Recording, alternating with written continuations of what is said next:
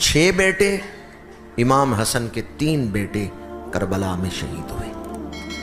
ان میں حضرت قاسم مجتبیٰ جب وہ میدان میں آئے، حمید بن مسلم ایک یزیدی راوی ہے، وہ کہتا ہے کہ جب امام حسن کے بیٹے قاسم آئے نا میدان میں، تو یوں لگتا تھا جیسے آسمان سے چاند زمین پہ اتر آیا ہے۔ کہتے ہیں وہ اتنے سونے تھے۔ حضرت امام حسن کے بیٹے، کس کے بیٹے ہیں؟ اور پتہ ہے امام حسن کون تھے؟ تصویر مصطفیٰ۔ الحسن اشبہ برسول اللہ صلی اللہ علیہ وآلہ وسلم ما بین صدر والراس، سینے سے لے کے سر تک امام حسن حضور کے مشابہ تھے، اور سینے سے لے کے قدموں تک امام حسین حضور کے مشابہ تھے۔ دونوں شہزادوں کو اکٹھا کھڑا کریں تصویر مصطفیٰ نظر آتی۔ امام حسن کے بیٹے قاسم وہ اتنے خوبصورت تھے کہ یزیدی لشکر میں کھڑا ایک راوی کہہ رہا ہے کہ جب قاسم میدان میں آئے یوں لگتا تھا آسمان سے چاند اتر آیا ہے، اور انہوں نے کوئی جنگی لباس بھی نہیں پہنا ہوا تھا، کرتا پہنا ہوا تھا، خالی کرتا پہنا ہوا ہے، کوئی زرہ نہیں پہنی ہوئی۔ شمر نے ایک بہت بڑے جنگجو اور پختہ پہلوان ارزق سے کہا کہ تم نکلو حسن کے بیٹے قاسم کے مقابلے میں۔ تو وہ جو ارزق تھا اسے بڑا غرور تھا، اس نے کہا میرا اتنا تجربہ ہے، اتنی بہادری کی شہرت ہے، میں ایک بچے کے مقابلے میں جاؤں، اس 9 عمر کے مقابلے میں جاؤں؟ یہ میری توہین ہے، میں نہیں جاؤں گا، کسی اور کو بھیجو۔ شمر نے کہا اس کی عمر نہ دیکھو کہ وہ بچہ ہے، یہ دیکھو پوترا کس کا ہے۔ شمر نے کہا وہ شیر خدا کا پوتا ہے، وہ شیر خدا کا پوتا ہے۔ ارزق کو بات نہیں سمجھ آئی۔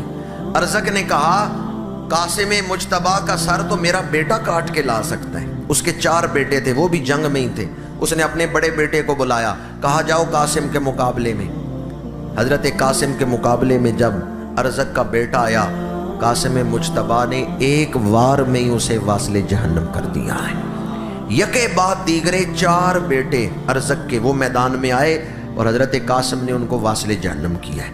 جب 4 بیٹے مر گئے تو ارزق حواس باختہ ہو گیا، سواری کو دوڑاتے ہوئے آیا اور آ کے حضرت قاسم مجتبیٰ کے سامنے للکار کے کہتا ہے میں 1000 آدمیوں کے لیے کافی ہوں، تم نے میرے بیٹوں کو قتل کیا، اب دیکھو میں کیا حشر کرتا ہوں۔ حضرت قاسم مسکرائے، فرمایا تھوڑا سا غم دیکھا ہے تو تیرے ہوش ہی ٹھکانے نہیں رہے، ہم سے پوچھ کتنے دنوں سے غم دیکھ رہے ہیں، پھر بھی ہمیں پتا ہے تلوار کیسے چلانی ہے۔ تھوڑا سا غم آیا ہے تو تیرے ہوش ہی ٹھکانے نہیں رہے، تو نے زرہ ہی نہیں باندھی، سواری کی زرہ کھلی ہوئی ہے اور تو لڑنے آگے ہے۔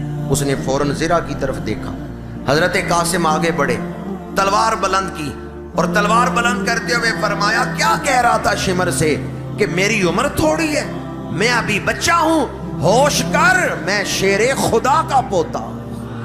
ایک تلوار کا وار کیا اور ارزق کا سر تن سے جدا کر دیا۔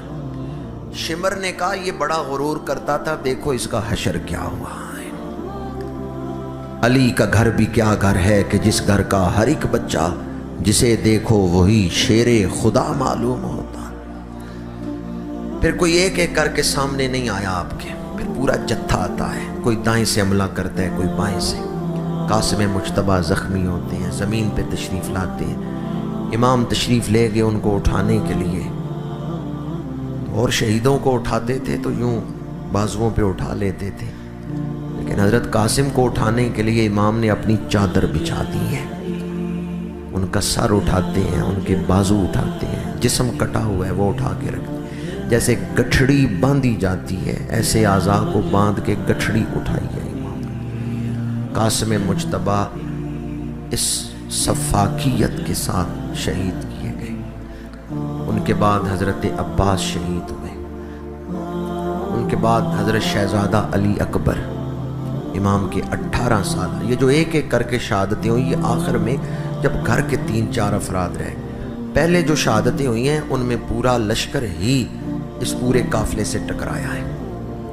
حضرت شہزادہ علی اکبر جب سواری سے زمین پہ تشریف لائے اور امام تشریف لے گئے انہیں اٹھانے کے لیے، تو کیا دیکھا ان کی سانسیں ابھی چل رہی ہیں. ان کے جسم پہ تو بہت زخم آئے لیکن چہرے پہ کوئی زخم نہیں آیا. امام نے شہزادہ علی اکبر کا چہرہ گود میں رکھا تو کیا دیکھا؟ شہزادہ علی اکبر کی آنکھوں میں آنسو ہیں. امام نے فرمایا صبح سے اب تک میں نے لاشیں اٹھائی ہیں، کسی شہید کو آخری وقت روتے ہوئے نہیں دیکھا. میرا بیٹا کیوں رو رہا ہے؟ شیر خدا کا پوتا کیوں رو رہا ہے؟ شہزادہ علی اکبر نے عرض کیا ابا جان میں اپنے والد کو اکیلا دیکھ کے رو رہا، ساتھ جتنے آئے تھے وہ سارے شہید ہو گئے، اب دائیں بائیں کھڑا ہونے والا کوئی نہیں رہا. حبیب ابن مظاہر شہید ہو گئے، مسلم بن اوسجا اسدی شہید ہو گئے، عبداللہ بن عمیر کلبی شہید ہو گئے، آل عقیل، آل جعفر، آپ کے بھائی بھتیجے بھانجے سب شہید ہو گئے. اب قافلے میں کوئی جوان مرد نہیں رہ گیا جو تلوار اٹھا کے آپ کے ساتھ کھڑا ہو سکے. اب میرا باپ دشمنوں میں اکیلا کھڑا ہے اور ہے بھی پردیس، وطن سے بھی دور ہے. دشمنوں میں آپ کو تنہا دیکھ کر میری آنکھوں میں آنسو آ گئے. تو امام نے بڑا پیارا جواب دیا. اسے محض تقریر کا ایک جملہ نہ سمجھیں بلکہ زندگی کا منشور بنا لیں تو زندگی تقویٰ کے رنگ میں ڈھل جائے گی. امام نے فرمایا جس نے خدا کو پا لیا اس نے کھویا کیا ہے، اور جس نے خدا کو کھو دیا اس نے پایا کیا ہے. فرمایا میرے بیٹے تم میری ظاہری حالت کو دیکھ رہے ہو کہ سارے اعزاء و اقربا شہید ہو گئے اور میں اب تنہا کھڑا ہوں. یہ بھی تو دیکھو میں صبر کی کون سی منزل پہ کھڑا ہوں، یہ بھی تو دیکھو میں قرب خدا کے کون سے مقام پہ کھڑا ہوں. جس نے خدا کو پا لیا اس نے کھویا کیا ہے، اور جس نے خدا کو کھو دیا اس نے پایا کیا ہے. جو عزیز شہید ہوتے جا رہے ہیں دکھ بڑھتا جا رہا ہے. جب دکھ بڑھتا جا رہا ہے تو صبر بھی بڑھتا جا رہا ہے. جب صبر بڑھتا جا رہا ہے تو میرا درجہ بھی بڑھتا جا رہا ہے. تیسری بار عرض کر رہا ہوں جس نے خدا کو پا لیا اس نے کچھ بھی کھویا، اور جس نے خدا کو کھو دیا اس نے کچھ بھی پایا. جو جواں بیٹے کی میت پر نہ رویا وہ حسین، جس نے سب کچھ کھو کر کچھ بھی نہ کھویا وہ حسین. امام عالی مقام نے 72 یا 74 لاشیں اٹھائی ہیں. کسی لاش کو دفنایا بھی ہے. اتنا تو وقت ہی نہیں ملا کہ امام کسی لاش کو دفناتے. لیکن حضرت شہزادہ علی اصغر کے حوالے سے ہے جن کا نام بعض کتابوں میں عبداللہ بھی آیا ہے کہ جب وہ شہید ہوئے تھے تو ننھی سی قبر کھود کے علی اصغر کو گاڑ کے حسین اٹھ کھڑے ہوئے دامن کو جھاڑ کے. انہیں کیوں دفنایا تھا؟ ہمارے علماء فرماتے ہیں اس لیے کہ امام جانتے تھے میری شہادت کے بعد لاشوں پہ گھوڑے دوڑیں گے. کسی جوان کی لاش پہ گھوڑے دوڑیں تو اور بات ہے، 6 ماہ کے علی اصغر کے بدن پہ گھوڑے نہ دوڑے. اگر اس کے بدن پہ گھوڑے دوڑے تو امت پہ عذاب آئے گا. اس لیے آپ نے اپنے ہاتھوں سے انہیں دفنا دیا ہے. یہ بھی امت کے ساتھ آپ کی محبت ہے. سب سے آخر میں خود تیار ہوئے، صندوق کھولا، حضرت امام حسن کا پٹکا نکالا ہے، بازو پہ باندھا ہے، اور کمان نکالی حضرت امیر حمزہ کی. پشت کی طرف سے لاٹھی کے سہارے لاٹھی ٹیکتے ہوئے آئے ہیں حضرت زین العابدین اور عرض کرتے ہیں ابا جان آپ نہ ابھی جائیں، ابھی مجھے بھیجیں، میں جاؤں گا. 9 عمر ہیں اور بخار میں تپ رہے ہیں، لرز رہے ہیں، تلوار نہیں اٹھا سکتے، لیکن باپ کو جاتے ہوئے نہیں دیکھ سکتے. کہتے ہیں ابا جان مجھے بھیجیں، میں آپ سے پہلے سر کٹاؤں گا. امام نے فرمایا بیٹے میرا امتحان اور تھا، تیرا امتحان اور ہے. میرا امتحان کربلا میں تھا، تیرا امتحان کوفے اور دمشق میں ہے. میرا امتحان لاشیں اٹھانے کا تھا، تیرا امتحان پردیدار بیویوں کے حقوق کا خیال رکھنا ہے. تیرا امتحان انہیں صبر کی تلقین کرنا ہے. تیرا امتحان میرے پیغام کو امت تک پہنچانا ہے. پھر فرمایا بیٹا جب مدینہ منورہ پہنچو تو نانا جان کے روزے پہ میرا سلام عرض کرنا، اور عرض کرنا آپ کے نواسے نے بیٹوں کی لاشیں تو اٹھائی ہیں پر آپ کے دین کا جھنڈا نہیں نیچے آنے دیا، پرچم کو بلندی رکھا ہے، آپ کے دین کو سر بلند رکھا ہے، عزیزوں کی لاشیں اٹھائی۔